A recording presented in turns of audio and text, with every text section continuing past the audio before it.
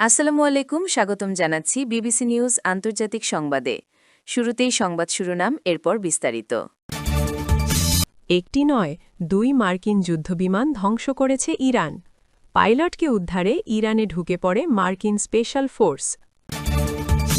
দর্শক, এতক্ষণ শুনছিলেন সংবাদ শিরোনাম। এখন বিস্তারিত।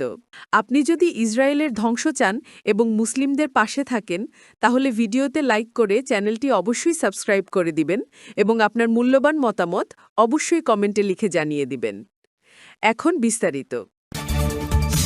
একটি নয়, ২ মার্কিন যুদ্ধবিমান ধ্বংস করেছে ইরান।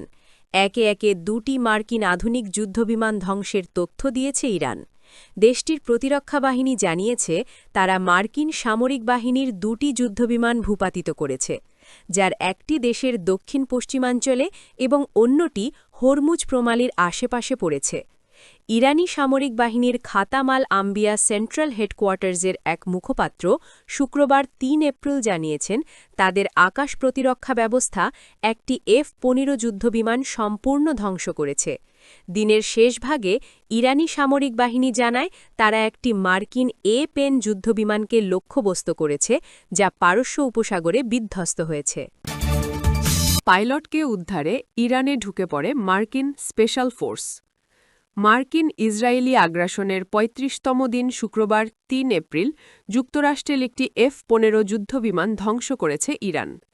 সেটিতে থাকা ২ পাইলট ইজেক্ট করতে বা ক্ষতিগ্রস্ত বিমান থেকে বের হতে পারলেও নিরাপদে সামরিক ঘাঁটিতে ফিরতে পারেননি।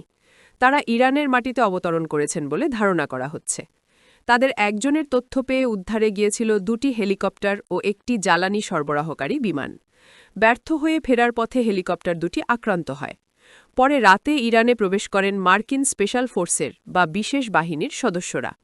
তারা কখন কোন সীমান্ত দিয়ে ইরানে ঢুকেছেন আবার বের হতে পেরেছেন কিনা তা স্পষ্ট নয়, তবে এক পাইলটকে উদ্ধার করতে সক্ষম হওয়ার দাবি করেছে ওয়াশিংটন।